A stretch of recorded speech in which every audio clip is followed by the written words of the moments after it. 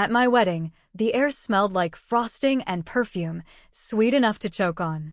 The band had just switched to something soft when my mother leaned in, smiling for the cameras, and said, "We're passing the car his parents gave you over to your sister." Her tone was light, rehearsed, like she was rearranging napkins. Danielle laughed beside her, sequins flashing. "Relax," she said. "It's just a car." The guests didn't catch it, but my stomach did a drop, cold and final. My groom didn't move. He just looked at them, calm, unreadable. And that look changed everything. Hook 1. But what if your wedding day became the moment you finally stopped giving away pieces of yourself? People say weddings reveal who really loves you. Mine revealed who never did.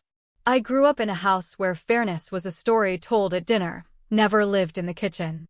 My mother, Grace, loved order, the kind that kept her looking perfect and kept me quiet. My father, Richard, was the man who believed silence fixed things. And Danielle, my little sister, was the delicate one. The world bent for her. I was the hinge that made it move. When we were kids, she got the bigger room because she was afraid of the dark. When she crashed her first car, Mom blamed the rain. I worked double shifts to buy mine, and Mom called it good character building. Danielle was the reason I was the resource. That pattern raised me someone always taking someone, always explaining. By 29, I had built a life outside their script. I was an interior designer, careful and precise, the kind of woman who paid her own bills and didn't borrow dresses. Meeting Evan felt like stepping into sunlight that didn't burn. He came from a family that believed in boundaries and respect. His parents weren't rich, but they were generous in the way that costs nothing: listening, trusting, handing you space. At our rehearsal dinner, they handed me a small silver key and an envelope. "You built this together," his father said. "Here's something to help you move forward." A used car, clean, reliable, titled in my name. Not about the metal. About the trust. That night, Mom's smile was tight, polite, her eyes flicking to Danielle. I should have seen the warning. "Wedding morning," she fussed with my hair. "You've always been so giving, Eva. Don't lose that." Her perfume was heavy, sweet, hard to breathe. I smiled, pretending not to hear the message. Some gifts aren't meant to share. Reception loud. Laughter. Clinking glasses. Polite smiles. Evan's hand on my back during first dance. Almost safe. Then Mom cut through the crowd, pageant smile ready. She stopped beside us, perfume trailing. Spoke loud enough for tables to hear. "We're passing the car his parents gave you over to your sister."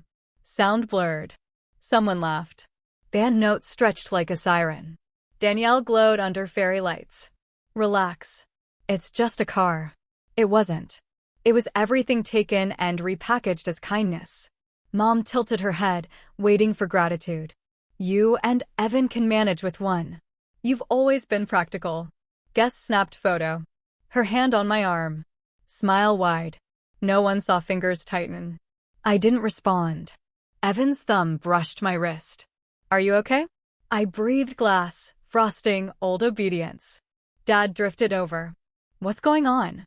"Nothing serious, Mom, quick. Just helping Danielle." "Awful car luck." Danielle laughed soft, rehearsed. "She doesn't mind sharing." Sharing. The word bruised. I thought of nights fixing her resume, dress she borrowed and lost, apologies I made for her.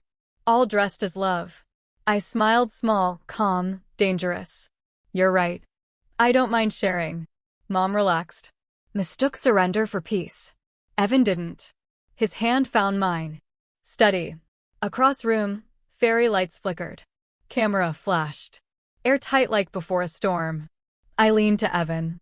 "It's starting again." He looked ready. They didn't come to celebrate. They came to test how much of me was still theirs. After cake, music soft, room emptied into wine and laughter. I smiled through photos. Congratulations tasted like dust. Counted minutes to breathe. Last guest gone. Evan and I slipped outside door. Hallway quiet. He leaned against wall, unbuttoned collar. "Want me to say something?" "No. We already did." He frowned, then understood. Months ago, over takeout, half joking about Mom's habit. So I stopped being inheritable. 2 weeks before wedding, coworker paralegal helped draft notarized declaration. Every gift in my name protected. Can't transfer without consent. Signed in blue ink. Evan 2. You're not paranoid. You're prepared.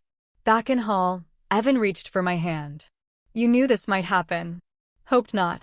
Didn't want to bleed without bandage. Muffled laughter from banquet room. Distant. Hollow.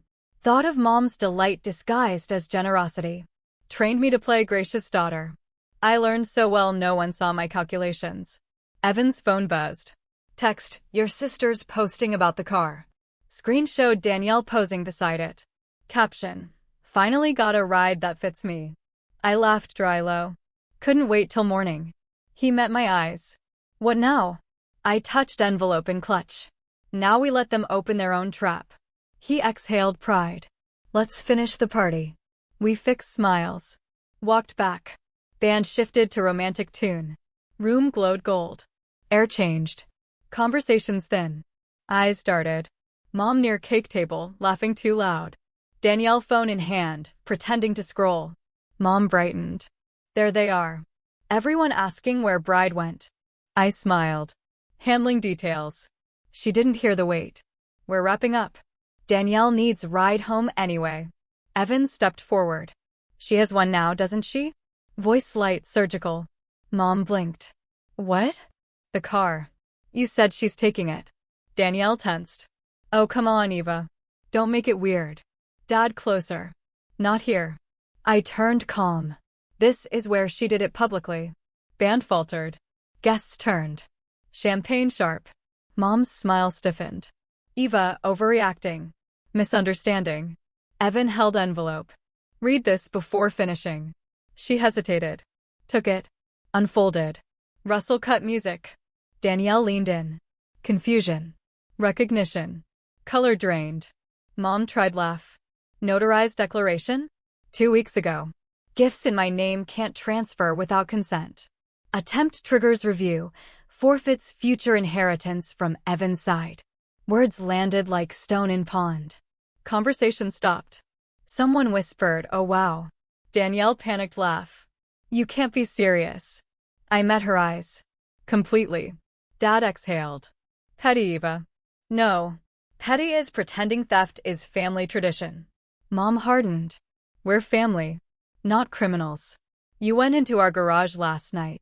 Posted photos. Danielle froze. Joke. Symbolic. Evan quiet. Symbolic of what? No answer. I turned to Mom. Not about car. About pattern. You call it love when you take mine and say I'm good for giving. You're dramatic. Maybe. But drama has witnesses.